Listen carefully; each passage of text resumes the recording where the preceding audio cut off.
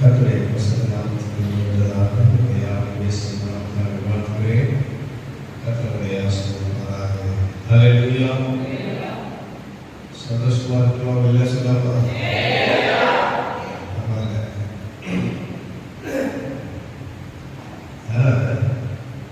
சிரிச்ச முகத்தோட சொல்ல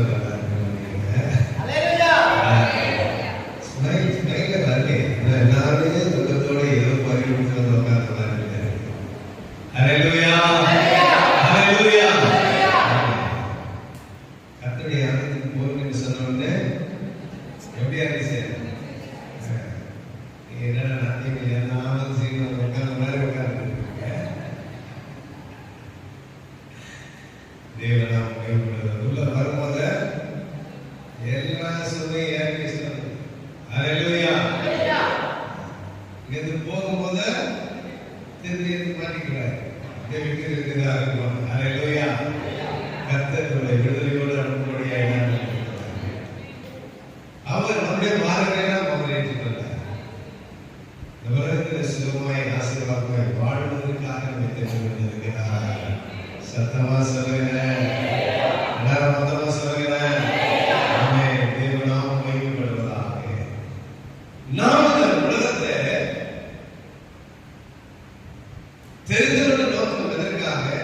இன்னும் அதே பாடல், அதே ஒன்று, அதே கருத்துப்படுவதற்காக. எல்லாவற்றுக்கும் ஒரு மாற்றத்தை கொடுக்கக்கூடிய கருத்தை தெரிந்துள்ளது. எல்லாம் மாறலாம். ஆனால் தேவன் வைத்திருக்கிற கிருபை ஒரு நாளும் மாறாது. ஹல்லேலூயா. அந்த கிருபை நாளுக்கு தாங்குகிறது, இன்னும் தாங்குகிறது. வாசலே எடுத்து வாக்குத்தத்தை வாசம் ஏசாயா 41 அதிகாரம் 10 வசனம்.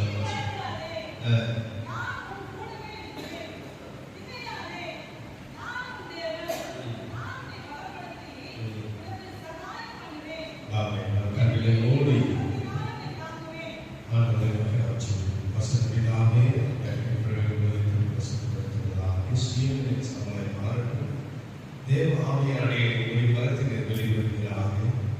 ஆண்டவர் பேசுகிற வார்த்தையானது ஆண்டவர் அடியனுக்கு பேசுகிறவர்களுக்கு வந்த ஒவ்வொருவருக்கும் அது ஆசீர்வாதமாக இருக்கட்டும். ஆண்டவர் விடுதலையோடு சுகத்தோடு ஆரோக்கியத்தோடு சமாதானத்தோடு கடந்து கொள்ளத்தக்கதாக தேவ ஆசீர்வாதம் ஆண்டவர் ஒவ்வொரு பேரும் இருக்கிறார். இயேசு கிறிஸ்துவின் இரக்கமுள்ள நாமத்தில் பிதாவே. ஆமென். ஹல்லேலூயா. மீண்டும் வாசிப்போம். நீ பயப்படாதே, நான் உன்னுடனே இருக்கிறேன். திகையாதே, நான் உன் தேவன். நான் உன்னை பலப்படுத்தி உனக்கு சகாயம் பண்ணுவேன். என் நீதி வலது கரத்தினாலே உன்னை தாங்குவேன். கர்த்தர் பாருங்க, ஒரு வாக்கு கருத்தை என்ன பண்றாரு? ஒரு பட்டியலிலே கொடுக்கிறார். ஹல்லேலூயா. நிறைய வாக்கு கருத்துகளுடைய வேலை காண்கிறோம். ஆனா சில வாக்குத்தத்தம் நாம் லிஸ்ட் பண்ணி உண்மையா அப்படின்னா அதுல இருந்து என்ன புரிகிறது? கர்த்தர் எதை கொடுத்தாலும் நிறைவாக கொடுப்பார். ஆமென். எதையாவது குறையோடு இருந்தது கிடையாது. கர்த்தர் எதை செய்தாலும் நம்முடைய வாழ்க்கையிலே அது நிறைவாக இருக்கக்கூடிய ஃபர்ஸ்ட் ஆண்டவர் பார்த்து சொல்லுகிற முதல் வார்த்தை என்ன வார்த்தை? பயப்படாதே. இன்னைக்கு அநேகருக்கு முதல் வார்த்தை தான் பயம்.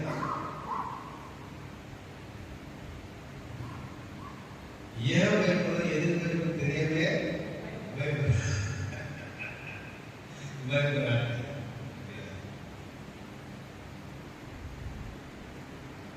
நம்ம தோல் பின்னாடி ஒரு பாம்போ ஒரு தேடோ யோசனை செய்ய எதுக்கு பின்னாடி சடங்கு தெரிவிட்டா இருக்கும்? பார்த்து நம்ம பின்னாடி நமக்கு தெரியாது. சாதாரண அப்படியே அது என்ன பூச்சி நடிகர் பூஜா நடிகர் பூஜா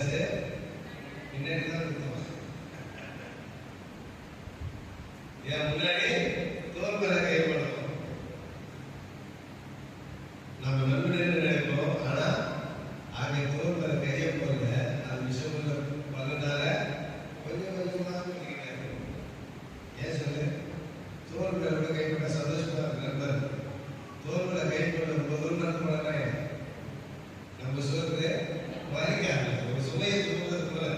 அப்படிதான் அது பிரஷி போல பிசாசுடைய கரம் தோல் மேல போட்டு அடைக்கிறது போல இருக்கும். ஆனா அது கொஞ்சம் கொஞ்சமாய் வழியை நம்முடைய வாழ்க்கை பெரிய சுமை கொடுக்கக்கூடியதாக இருக்கிறது. அதனால் பின்னே இருக்கிற பிசாசுகள்ல நமக்கு முன்னே இருக்கிற ஆண்டவர் பார்க்கிறோம். ஹல்லேலூயா. ஆண்டவர் சொல்கிறார், பயப்படாதே, நான் உன்னுடனே இருக்கிறேன். ஹல்லேலூயா. எவ்வளவு பெரிய வார்த்தை பாருங்க. அந்த வார்த்தை பொதுவாக சரி பெண்களே எடுத்துக்கல, நைட்ல நேரத்துல வெளியேறோம் போகும்போது நிறைய லேடிஸ் பார்த்தா இவரோட சின்ன பையன் யாரு பையன் தான் அவளை கூட இருப்போம். ஏன் சார் அவர் பெரிய ரோடி மாதிரியும் அவருக்கு தான் நமக்கு என்ன இருக்கு ராமனை போய் கூட அவர் தைரியம் இருக்கும். ஏன் சொன்னாங்க அவன் சின்னவனா இருந்தாலும் அவங்களே அந்த தைரியம் நமக்குள்ள இருந்துச்சு. குழந்தையா இருந்து அந்த பையன் கையிலே அவங்க நம்பிக்கை வைக்கிற நான் இந்த உலகத்திலே பெரியவராக இருக்கிற ஆண்டவர் மேல் எவ்வளவு நம்பிக்கை வைக்கிறேன். அவ்வளோ பெரியவருடைய அந்த ஆண்டவர் சொல்கிறார், யோவான் 4:4 உங்களுக்குள் இருக்கிறவர் அவர் நமக்குள்ளே இருக்கிறார். ஆகியவன் சொல்லுதான் பயப்படாது. நாம எல்லாரும் பயம் பயப்படுறதால நம்முடைய வாழ்க்கையில வெற்றியை நோக்கி ஓட முடியல. எதை எடுத்தாலும் செய்யலாமா? இதுலயே யோசித்து யோசித்து கால கடந்து போயிடும். நம்ம எதை செய்யலாம் ஒண்ணு செய்யணும் செய்யணும்னா விட்டுடலாம். அது யோசிக்கிறதுல என்ன நமக்கு நேரிடுது? சரி அப்படியே நீங்க சொல்லிடுங்க. யோசிச்சு நம்ம தூக்கம் செய்யலாமா செய்யலாம் நடக்கும் போது சாப்பிடும் போது எப்போதும் அதே யோசனை. அதனால நம்முடைய வாழ்க்கையில ஜெயத்தை பெற முடியும். நாம் ஆண்டவரை நோக்கி நடக்க வேண்டும். பயப்படாதே, நான் உனக்கு துணை நிற்கிறேன் என்று சொல்றார். உங்களுடைய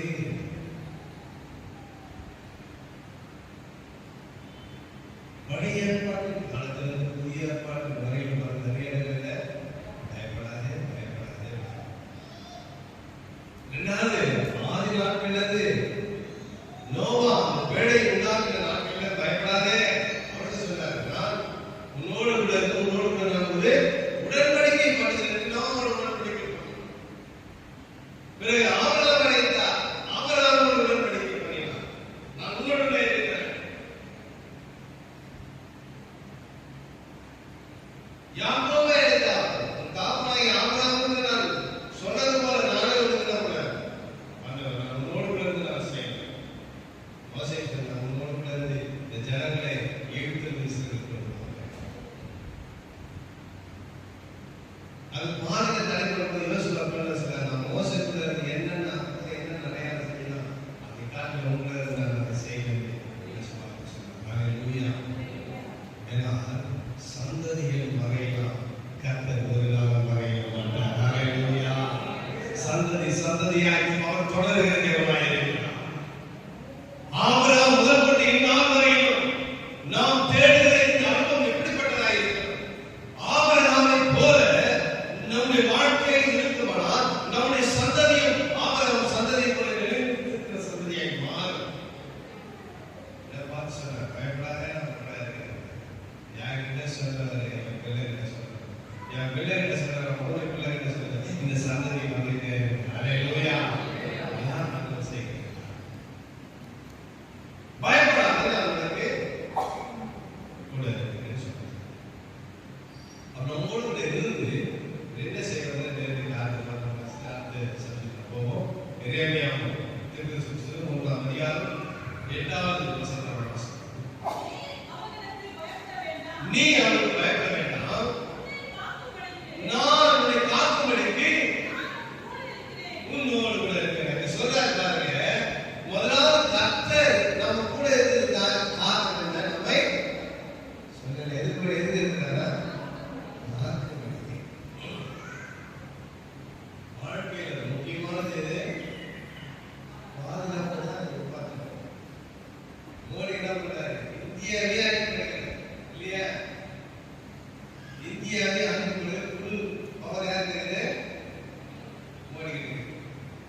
நம்ம வந்து தனியாக வந்துடுறாரு.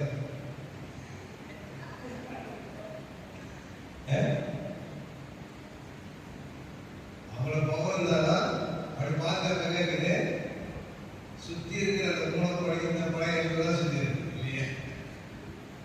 அப்போ அது மட்டும் இல்லைன்னு சொன்னா எவ்வளோ பவர் இருந்தாலும் சொல்லுங்க ஒன்றுமே கிடையாது. புரியுதா? அப்போ நம்ம சுற்றி இருக்கிற யாரு? நம்முடைய கர்த்தர். அல்லேலூயா. பார்த்தீங்களா எவ்வளோ பேர் அதை நோட் பண்ணிட்டு ஏதாவது மூடி உட்காந்துருந்தால நின்று அது முன்னாடி வந்து நிற்போம். இதேதான் அந்த முன்னாடி சுற்றிதான் பாருங்க நின்று நடக்கிறான். ஆனா அவன் பாரு சுத்தினே டக்குன்னு அந்த ஒரு வசதியாச்சுன்னா பாரு. ஏன் சொல்லுன்னா நம்ம காத்து படிக்கிறோடு இருக்கிறாரு பாருங்க. நம்ம சுத்தி பிசாசு எங்க வைக்கிறாங்க ஆண்டவர் பார்த்துட்டே இருக்கிறாரு. அல்லேலூயா. சத்தமா சொல்லுங்க.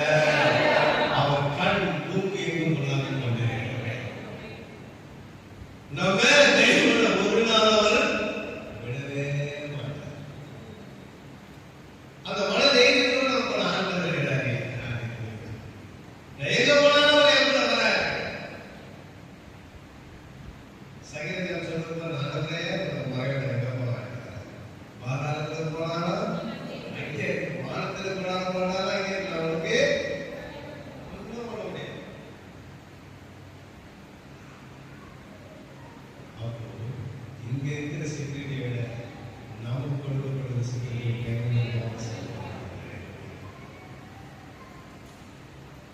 ஆனா இங்க இருக்கிற செக்யூரிட்டி காரணம் நம்ம ஆண்டவர் தேவதூதரை அனுப்பி தூக்கி கொண்டு போவார். அல்லேலூயா. அவர் உண்டாக்கி வைத்திருக்கிற அந்த நாட்டுக்குள்ள பிரவேசிக்கக்கூடிய கர்த்தருக்கு செய்வார்.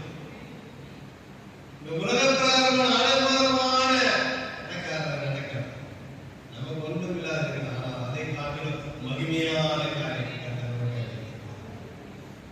அப்போ ஆண்டவர் பயப்படாத உன்னோட இருக்குன்னு சொல்லி எதுக்காக நீ பயந்து பயந்து சாவாதீங்க. நான் வந்து காத்து பண்ணிதான் உங்களோட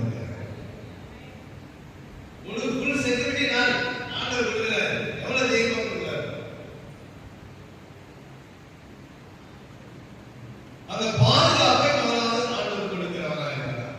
இரண்டாவது வாசகம் அதே அதிகாரத்தில் 19வது வசனம் வாசிங்க. அவர்களுக்கு விரோதமாக யுத்தம் பண்ணுவார்கள், மேற்கொள்ள மாட்டார்கள். உன்னை ரட்சித்தபடிக்கு நான் உடனே. அல்லேலூயா. என்ன இருக்கிறாரு? ரட்சித்தபடிக்கு.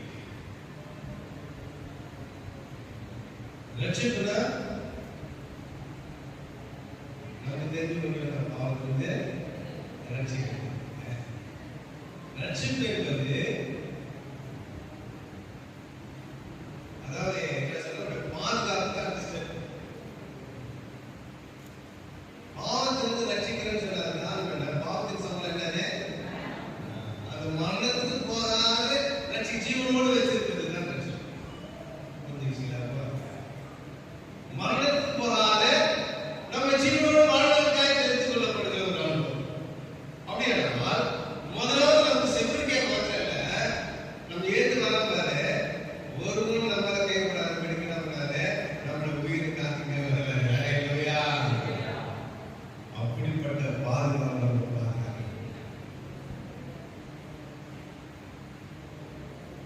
அது நாட்களில் எத்தனை நாடுகளாக கூடாது.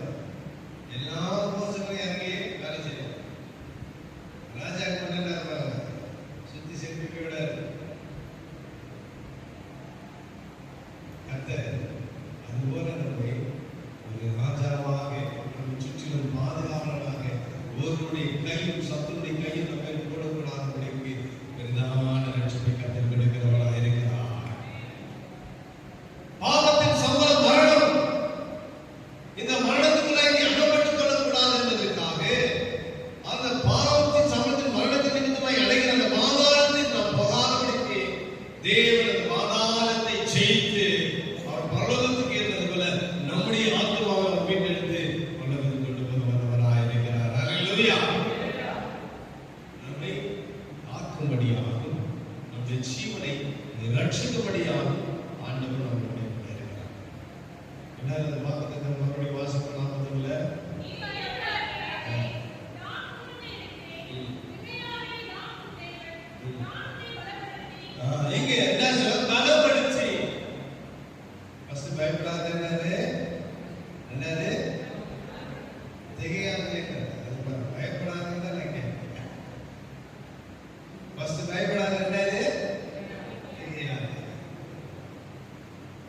தெரியாதுன்னு சொல்லிட்டு சொன்னாரு, பலப்படுத்துங்க. பயப்படாததுக்கு தெரியாதுக்கு என்ன வித்தியாசம் சொல்லுங்க?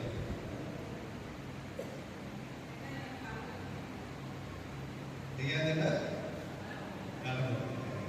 அப்புறம்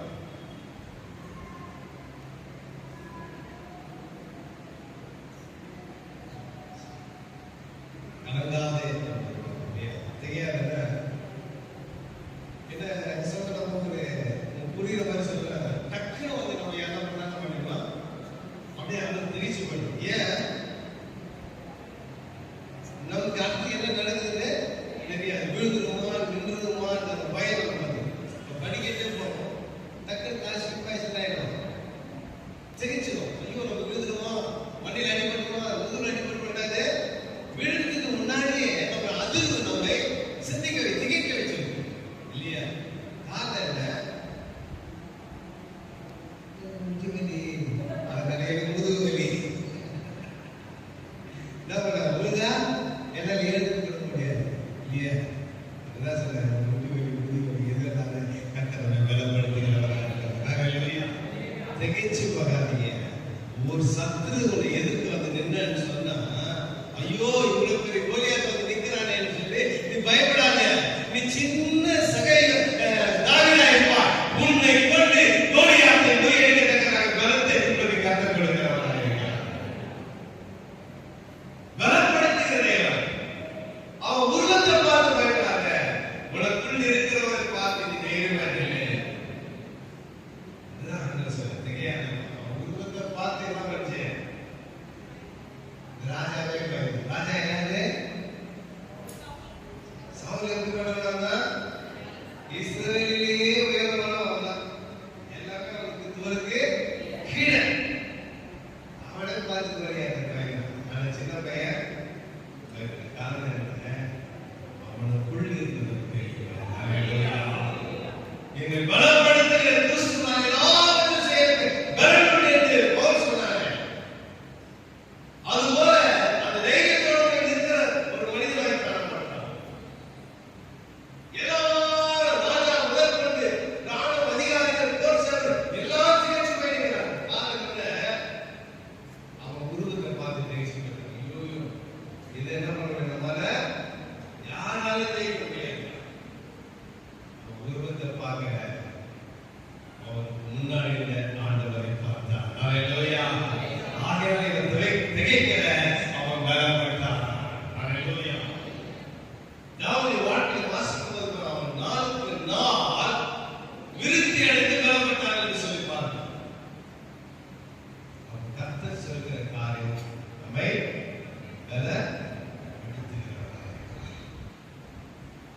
கூட இருக்கிறதுக்காக, நம்மை ரட்சிப்பதற்காக நம்மை காக்கும்படியாக, இரண்டாவதாக நம்மை பலப்படுத்துவதற்காக இருக்கிறார். இந்த வாசகம் 1 கொரிந்தியர் 1:12 வாசிங்க.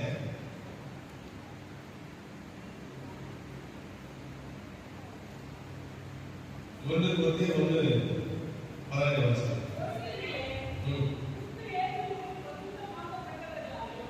கிறிஸ்துவுக்குள் பரிசுத்தமாக்கப்பட்டவர்களாயும் பரிசுத்தவான்களாகும்படி அழைக்கப்பட்டவர்களாய் இருக்கிற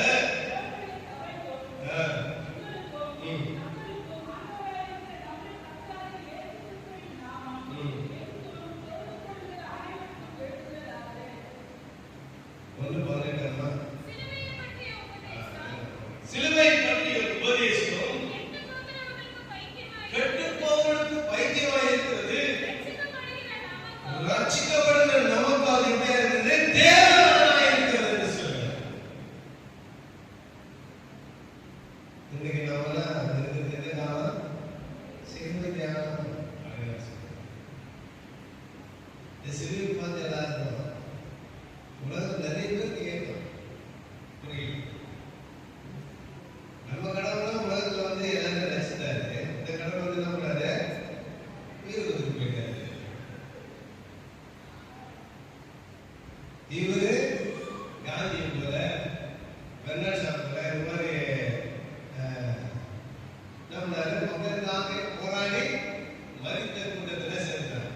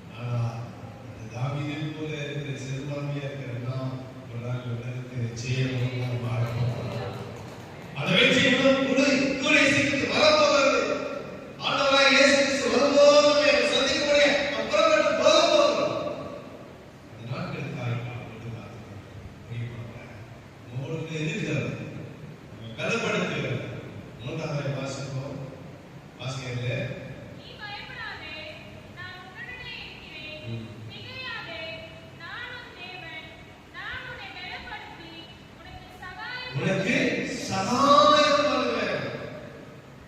இதுதான் முக்கியமானது. பலப்படுத்துறதுக்கு சகாயப்படுத்துறதுக்கு ஒரு வித்தியாசம். இப்போ நமக்கு ஒரு கஷ்டம் வந்துச்சுன்னா ஏன் என்ன சொல்ல நினைக்கிறேன், எல்லாம் சொன்னா உங்களுக்கு என்னடா கொஞ்சம் வசனம் புரியுங்க, என்ன வராம பேச நினைச்சேன். இப்போ நம்ம ஒரு கஷ்டத்துக்காக ஒரு ரெண்டு போய் பேசி என்ன பண்ணுவாங்க, கவலைப்படாத நான் உதவி செய்யறேன் அப்படின்னு சொல்லுவாங்க. ஆனால் எத்தனை பேர் உதவி செய்வாங்க? வாய் வார்த்தையோட நிறைய பேர் முடிஞ்சு. அப்புறமே நம்ம நினைப்போம், நம்ம நினைச்சே பார்த்தாக்கா வருவாங்க நல்லாதாக்கா சொல்லிட்டு போனோம் போனோம்.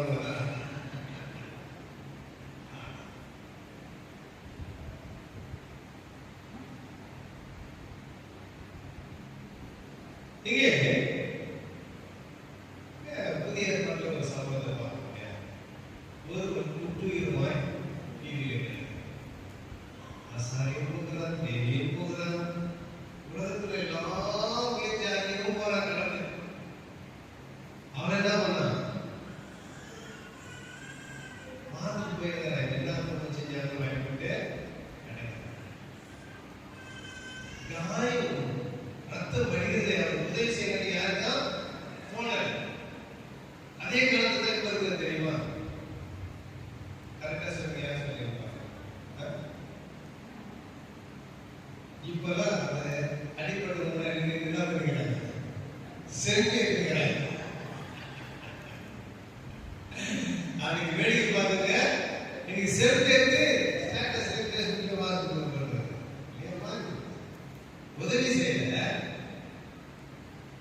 ஆனா சரி அதே காலகட்டம் வந்திருக்கலாம். ஆனால் ஒருவர் என்ன காயம் கட்டுகிறார். காயம் கட்டுவது மாத்திரம் இல்லை, சத்தத்தில் என்ன சொல்றாங்க, இதுக்கு மேல அனுமான செலவாயிச்சுன்னா வருவது ரிட்டர்ன் கொடுக்குறாங்க காசு. உதவி செய்வது மாத்திரமல்ல, அந்த உதவி எப்படியா இருக்கு? பரிபூர்ணமாக இருக்கிறது. ஹல்லேலூயா. கர்த்தரை தேவனை மகிமைப்படுத்தலாமா? கர்த்தர் உங்கள் வாழ்க்கையில் ஒரு அற்புதத்தை செய்தால், ஒரு சுகத்தை கொடுத்தால், அது குறைவாக அல்ல, அது நிறைவாய் செய்கிறவராய் இருக்கிறார். எந்தவித தாழ்த்தம் குறைவாய் கொடுக்கிறது. சில பேர் முடியல ஜாம் பண்ணுங்க, முடிவு நினைச்சு கொஞ்சம் நல்லாயிடுச்சு, கொஞ்சம் நல்லா இருக்கு. ஆண்டவர் சொன்னது அப்படிங்க உள்ள இருப்பாங்க. ஹல்லேலூயா. அதான் கர்த்தருடைய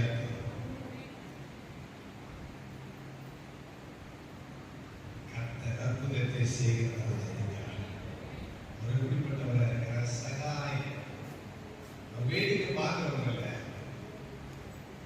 பலப்படுத்துகிறவர். காயத்தை கட்டி அந்த காயப்பட்ட பலவீனமான இடத்தை கட்டி அதை பலப்படுத்துகிறார் மாத்திரமல்ல, அது மருத்துவமனையில சேர்த்து அந்த மருத்துவத்துக்காக உதவி செய்கிற சகாயராக இருக்கிறார். கர்த்தர் உனக்கு பாதிரிக்கு மருந்து கிடையாது. முதல்ல தொடர்ந்து உங்களுடைய முடிவு வரையில் நம்மளுடைய ஹல்லேலூயா. சத்தமா கடைசி வரையிலே நம்மோடு இருக்கிற ஆண்டவர்.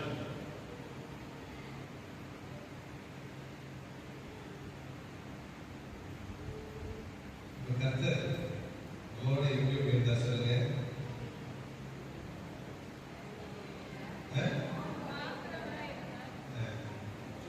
ரெண்டாவது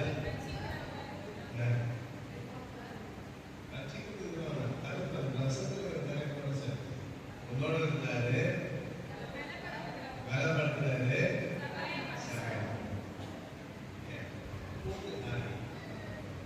நாலாவது ஒரு காரியம், நீதி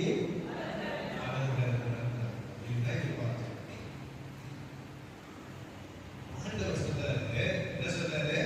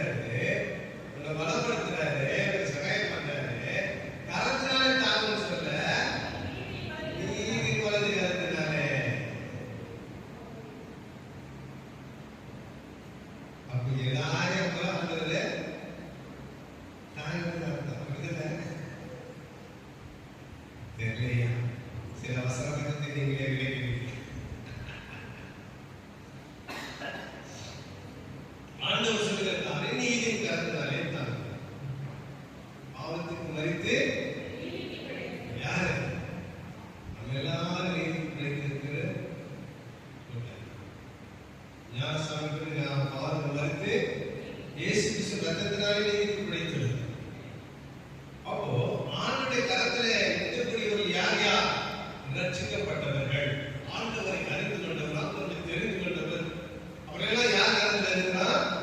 கர்த்தருடைய கரத்திலே இருக்கிறார். அவரை குறித்து வேதம் சொல்லுகிற வாசகமும் இந்த வேகமாக வாசகமும் சங்கீத புஸ்தகம் 18ஆம் அதிகாரம் 35ஆம் வசனம் வாசிங்க.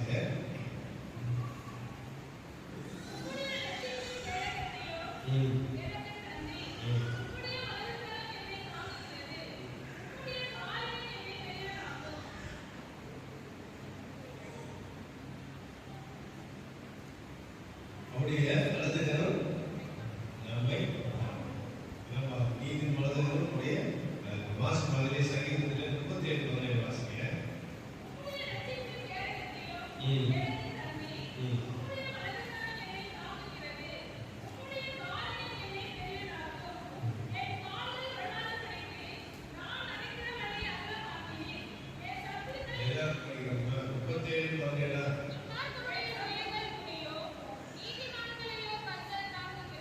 நீதிமான்களை கர்த்தர் தாங்குகிறார். வாசிக்கணுமாங்க.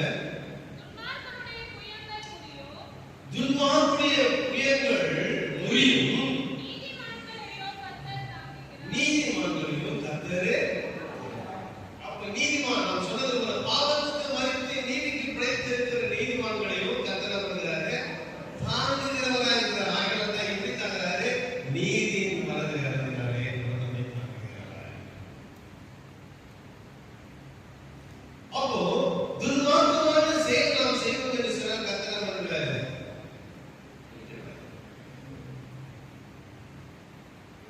நீதிமான்களை கர்த்தர் தாங்குகிறார். அடுத்ததாக வாசிப்போம். அது 24ஆம் வசனத்தை வாசிங்க. அவர்கள் விழுந்தாலும் தள்ளுண்டு போவதில்லை, கர்த்தர் தாங்குகிறார். நீங்க பாருங்க, ரெண்டாவது பார்க்கணும். நிறைய பேர் நம்ம நினைக்கிறோம், சில தள்ளிவிட்ட கீழே வந்து என்ன பண்ணணும்? இனி அவன் எழுந்திருக்க மாட்டேன், அவ்வளவுதான். தாவீது சொல்றாரு, இவன் விழுந்து போனான், இனி எழுந்திருக்க மாட்டான் என்று சொல்லி சத்துரு சொல்வானே. நிறைய நேரத்தில் நம்ம அநேக நினைப்பாங்க,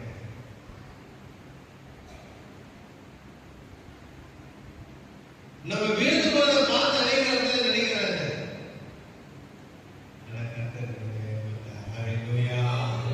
விழுந்து போனவனை தாங்குகிறார். அப்படின்னா ஒன்றும் அதிகமாக சொல்லலாம். சில டக்குன்னு விடும்போது பக்கத்தில் வந்து என்ன பண்ணுவோம்? தாங்கி நம்ம பலவீனமாக வந்து என்ன பண்ணுவோம்? தாங்கி நம்மளே விழுந்தாலும் அவங்க விடக்கூடாது. ஏன்னு நமக்கு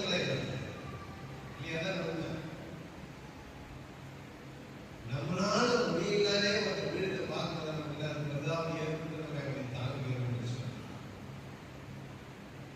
நம்மை விட பெரியவர்களாக இருக்கிறவர், எப்படிப்பட்டவராக இருக்கிறார்? உலகத்தில் இருக்கிறவரை காற்றை நமக்கு இருக்கிறவர் பெரியவர். அதனால் மாணவன் சிங்காசன பூமி அவரே மாதபடியாக இருக்கிறார். ஒருவர் விழுந்து போனதை நாம் தூக்கி நிறுத்த நினைக்கிறோம். நாம் விழுந்து போனால் கர்த்தர் சும்மா இருப்பாரா? விடவே மாட்டார். ஹல்லேலூயா. நீதியின் வலது கரத்தினால் நம்மை தாங்குகிறவராக இருக்கிறார். நம்ம அநேகர் பார்த்து நினைக்கிறோம், அவ்வளவுதான், இவங்க சப்ஜெக்ட் முடிஞ்சிச்சு, இவங்க சாப்டர் க்ளோஸ் நினைக்கிறோம். உலகத்தின் பார்வைக்கு அது மீண்டும் யோபு சொல்கிறது, மரத்துக்காவது ஒரு நம்பிக்கை.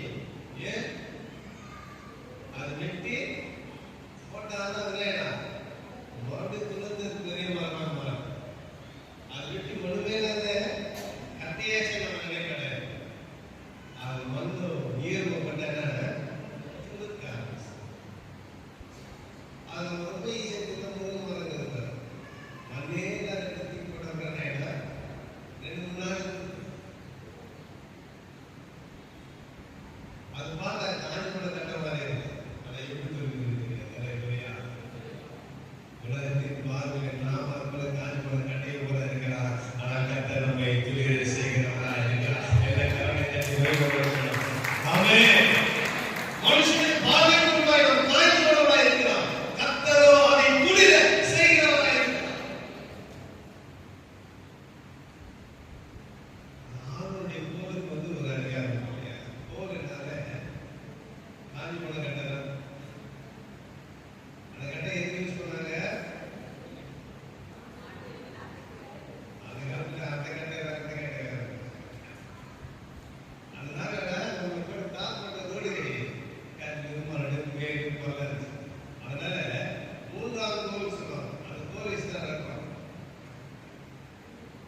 புரியுதா? இப்ப சப்போர்ட் இருந்தா ஆண்களுக்கு தெரியும். ஏற்கனவே ஒரு சொல்லியிருக்கேன்னு நினைக்கிறேன். ஞாபகம் கிடைக்கல. நாங்க மலை பிடித்து நிறைய இடத்துல போயிருக்கோம். மலையில் ஏறும்போதும் ஏறிட்டே இருக்கும், தள்ள மாதிரியே இருக்கும். ஆனா முக்கிய வலிக்கும் இழுக்கும் வலிக்கும். ரொம்ப கஷ்டமா இருந்துச்சு அந்த மலையில். அதுக்கப்புறம் அந்த மலையை ஒரு பகுதியில் போய் மரம் பிடிச்சி அங்கே இருக்கிறவங்க எப்படி வந்தீங்கன்னா அப்புறம் அவங்க ஐடியா இருக்காங்க. எல்லாரும் ஒரு தும்பு வைக்க கொடுத்தாங்க. இதை பிடிச்சிட்டு நீங்க ஏறியான மலை மலையில் ஏறும்போது 3 மணி ஏறும்போது முக்கிய வலி தெரியல, இடுப்பு வலி தெரியல. அப்பதான் தெரிஞ்சது மோசே இவ்வளவு ஏண்டா தும்பு வச்சு நடந்தாங்க. இவ்வளவு காலமா நம்ம வேதத்தை வாசிக்கிறது தெரியல. கர்த்தர் சில காரியத்தை அனுபவத்தை கற்றுக் கொடுக்கிறவரா இருக்கும். ஏன்னா நம்ம சிட்டிலே போட்டு சிட்டி வரதுனால கிராம சிட்டி தெரியும். அதையும் வந்து சொல்லப்பட்டது. அப்போ கோல் எப்படிப்பட்டதா இருந்தா ரொம்ப தான் பேர் அதை குறித்து சொல்லி துளிர்த்த போது தரையா ஆண்டவர் அதில் துளிர் பண்ணுகிறவர். உலகத்தின் பார்வையில் தள்ளப்பட்டவனாக ஆரோன் சந்ததி சிறு சந்ததி எப்படியா இருந்தது? எகிப்திலே அடிமைகளாய் கிடந்தார்கள். கர்த்தர் அந்த சந்ததியை மீண்டுமாய் துளிர பண்ணினார். அல்லேலூயா. எதிராயிருந்த செங்கடலை உடைத்தார். கர்மலின் தகுதியை கொண்டு வந்தார். பயங்கரமான பாதையை கொண்டு போய் இஸ்ரவேலுக்கு கொண்டு போய் சேர்த்தார். உலகத்தின் பார்வையில விழுந்து போனார். கர்த்தர் நம்மை தாங்குகிறவராக. எப்படி தாங்குறார்? வாசிக்க சங்கீதம் 94:12 வாசிக்க.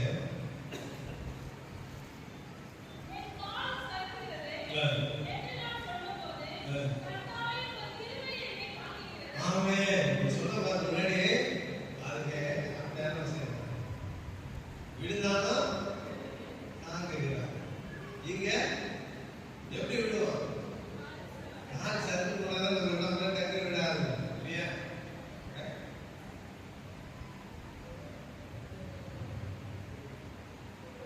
சருக்கு போனதும் பக்கத்துல டக்கு விடலாம்.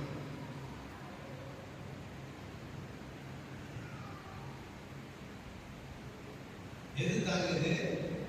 ஒரு கிருபை தாங்குகிறது. அல்லேலூயா. நீ எங்க போயிருந்தாலும் சரி, எங்க போய் நடந்தாலும் சரி, அவர் கிருபை நம்மோடு கூடவே இருக்கிறது. நீ சறுக்கினாலும் சரி, நீ விழுந்து போனாலும் சரி, கர்த்தருடைய கரம் உன்னை தாங்கக்கூடிய வல்லமை நிறைந்ததாக இருக்கிறது.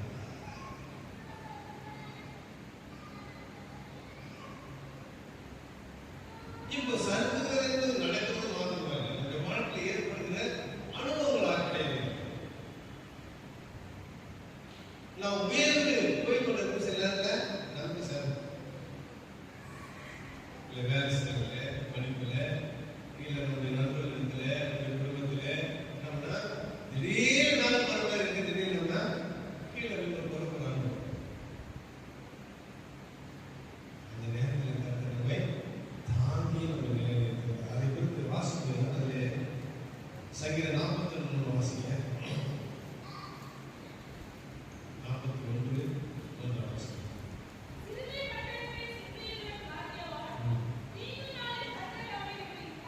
தீங்கு நாளில் அவனை அதில் 41:3 படுக்கையின் மேல் வியாதியாய் கிடக்கிறவனை கர்த்தர் தாங்குவார். பிரியமானவர்களே, படுக்கையில் இருக்கிற நேரத்தில் விலவிடப்பட்டு வியாதிப்பட்டு நம்ம சோர்ந்து போன நிலையில நம்ம இருக்கோம். என்ன இந்த நேரத்தில் அவங்களுக்கு போகாதா? இது அப்படியே தான் இருக்குமா? இப்ப சில நேரத்தில் என்ன ஆயிடுச்சு? பரம்பரை வேலையை நன்றி வேலையில மாறிடுச்சு. ஏன்னா இந்த உலகத்தில் அனுபவங்கள் நிறைய மாறிச்சு. இப்போ காலையில வாக்கிங் போறாங்க. காலையில வாக்கிங் போகும்போது பொதுவாக அந்த நாள் எல்லாம் வயசாக சந்திப்போம். பார்க்க வந்து வாக்கிங் போயிட்டு உட்காந்து பெரியவங்க உட்காந்து பேசியிருப்போம். முதல்ல அந்த பெரியவங்க சந்திச்சு என்ன பேசுவாங்க? உங்க வீட்டில் எப்படிங்கிறாங்க, பிள்ளைங்க எப்படி, பேர பிள்ளைங்க எப்படி, நல்லா சிறப்புமா இருப்பாங்க. இப்படிதான் விசாரிக்கிற காலம். இப்போ காலம் மாறி போயிடுச்சு.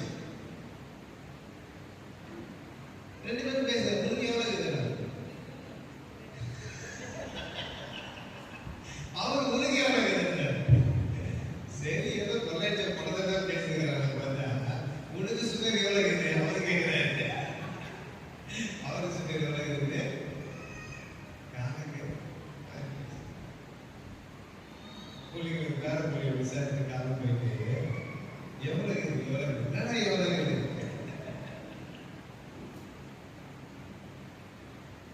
கத்த சொல்கிறார் வியாதிகளுக்கு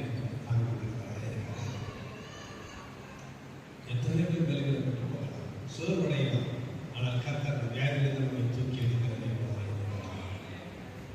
எசேக்கியா வியாதி படிக்கிறது எடுத்தவனை 15 ஆண்டுகள் கூட்டி கொடுத்தது போல, அநேக தூக்கி எடுத்து நிறுத்தது போல நம்முடைய வியாதியின் கர்த்தர் தூக்கி எடுக்கிற வல்லவராக இருக்கிறார். அவர் மகத்துவ தேவனாக இருக்கிறார்.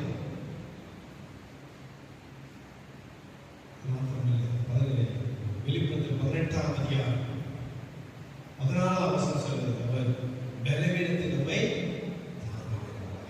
ஒரு வேலை நான் பலவீனப்பட்டேன், யார் நடக்க முடியல, எழுதுக்க முடியல, போக முடியல, பார்க்க முடியல என்று சொல்லி நீங்க பலவீனப்பட்டு கொண்டே என்று சொன்னார். அந்த பலவீனத்திலே அவளுக்கு சொன்னது போல பலவீனத்தின் பலன் என்று சொன்னார். பலவீனத்திலே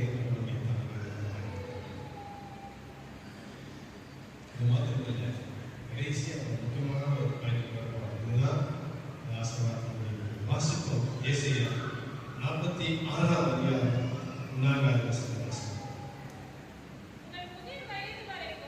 உன் முதிர் வயது வரைக்கும் நான் அப்படி செய்வேன், நரை வயது மட்டும் நான் உன்னை தாங்குவேன், அப்படியே செய்து வந்தேன்,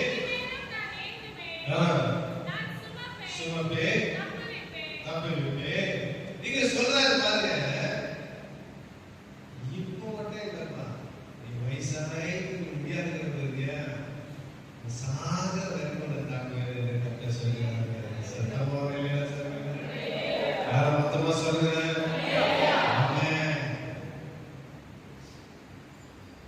அப்போ சங்கீதம் சொல்றது போல சொல்றாரு, என் தாய் கருவில எலும்புகள் நறுக்கள் உருவானதுக்கு முன்பதாகவே நீங்க ஆட்சியாக. அப்ப தாயின் கருவிலே நாம் உருவானதுக்கு முன்பதாகவே நாம் அழைக்கப்பட்டது என்று சங்கீதக்காரர் சொல்கிறார். அப்போ தாயின் கருவிலே அதே நறுக்கு எலும்பு தோல் எல்லாம் உருவானதுக்கு முன்னாடியே கத்த தாங்கினாரா, அந்த தாங்குதல் எங்க இருக்குது? வயசாகி முடிகிற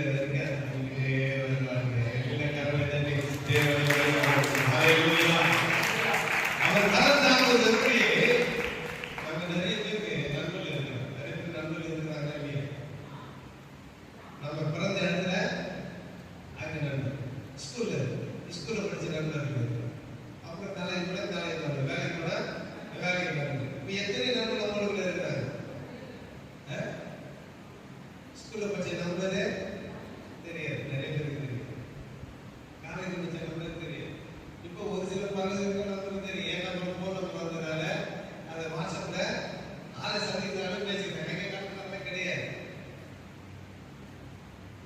இங்க இருந்து ஒரு பையன் கூட வந்து பச்சான், எங்கூர்ல இருந்து ஒரு பையன் பச்சான், அவர் பேரெல்லாம் ஞாபகம் இருக்குது. இன்னொரு பையனை பார்த்தேன், மாற்றவங்க பேசுறேன் அவனை கண்டுபிடிச்சு பேசுறேன். அவனுக்கு என்ன தெரியல,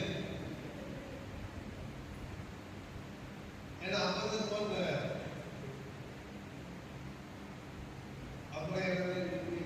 முடி வச்சிருப்பாங்க. முடி வச்சிருந்து சொந்தத்தில் யாருக்கு தெரியல.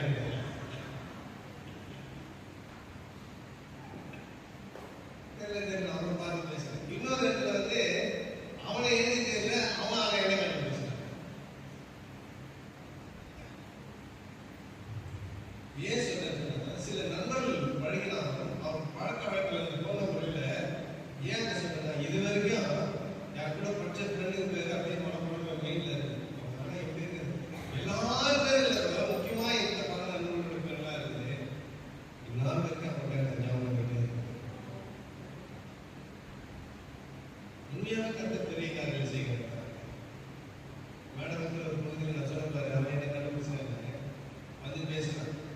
அவர்கிட்ட பேசிட்டு என்ன பண்றேன்னு கேட்டேன்.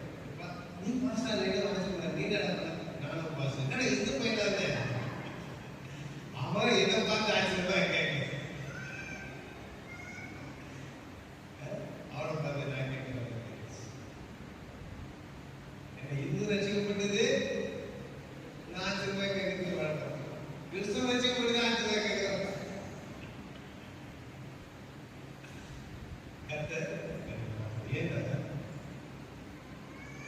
எதுக்கு இது சொல்ல வரேன்னா, சில நேரங்களில் உங்க உறவினர்கள் இருக்காங்க சொன்னா தினமும் அவங்க பேர்களை சொல்லி ஜெபிங்க. ஒருவேளை பிடிச்சவங்களா இருக்கலாம், பிடிக்கிறவங்களா இருக்கலாம், அட்லீஸ்ட் அவங்க உறவுகள் நோக்கலாயிடலாம். இவர்தான் ஆளுநர் இது பண்ணு. ஒருவேளை பூமியில் அவங்களை சந்திக்க முடியல, அவங்கள வல்லதுக்கு அவங்களை சந்திக்கலாமே என்ற வாஞ்சியோடு கூட நண்பனுக்காக, உறவினருக்காக, யாருக்காக ஜெபிங்க. அல்லேலூயா. இந்த 40 நாள் மாத்திரமல்ல, உலகத்தில் நம்ம மரிக்கிற வரையில் அவங்களுக்காக ஜெபிக்க.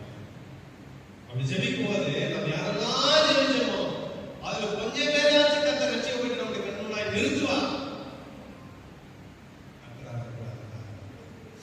ஏன் சொன்னா, குழந்தைல இருந்து நண்பர்களுக்கு, ஸ்கூல்ல படிச்ச நண்பர்களுக்கு, காலேஜ் படிச்ச நண்பர்களுக்கு, வேலை செஞ்ச நண்பர்களுக்கு பேர்கள் இருக்கு. நம்முடைய ஆண்டவர் அப்படி இல்லை. நம்முடைய கருவை உருவாகக்கூடிய நம்ம அறிந்துகொண்ட தேவன் நாள் வரையில் நான் நரசி போற முடி வரையில சாகர வரையில என்னோடு கூடவே இருக்கிற ஒரே எல்லா நண்பர்களும் எல்லா உறவுகளும் பாதியிலே வந்து பாதியிலே போயிடும்.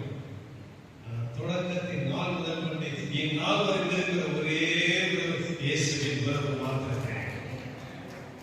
ஆண்டவருடைய உறவு அதுதான் சொல்கிறார், நான் கடைசி வரை உங்களோட உறுதி வயதில் எவ்வளவு பெரிய வாக்குத்தத்தமான வார்த்தை. நாம் ரட்சிக்கப்படாத இருந்திருக்கலாம், இந்துக்களாக இருந்திருக்கலாம், இல்லை கிறிஸ்துவாக இருந்து நாம் ரட்சிக்கப்படாத இருந்திருக்கலாம். ஆனா இன்றைக்கு நாம் உட்கார்ந்து இருக்கிற தெரியுமா காரணம் என்ன? ஆண்டவருடைய கருவிலே தெரிந்து கொண்டிருக்கிறார். எரேமியா சொல்கிறான், சவுல் பவுலாய் மாறினான் சொல்கிறான், என்ன அழைத்த அழைப்பு தாயின் கருத்து என்னை பிரித்தெடுத்தது. இன்றைக்கு நாம் உட்கார்ந்து கொண்டிருக்கிற காரணம் என்ன? தாயின் கருவிலே உறவு கடைசி வரை கொண்டு இருக்கிற உறவு. இந்த உறவு எப்படிப்பட்ட உறவு? நம்மை தாங்கி நடத்துகிற உறவாக இருக்கிறார். அதுதான் ஆண்டவர் சொன்னார், நீ வலது கரத்தினாலே உன்னை தாங்குகிறேன். இல்லை கரத்தினாலே நீ வலது கரத்தினாலே ஆகவே உண்டான உறவு நீ முதிய வயது ஆகிற வரையும் தாங்குகிற உறவு.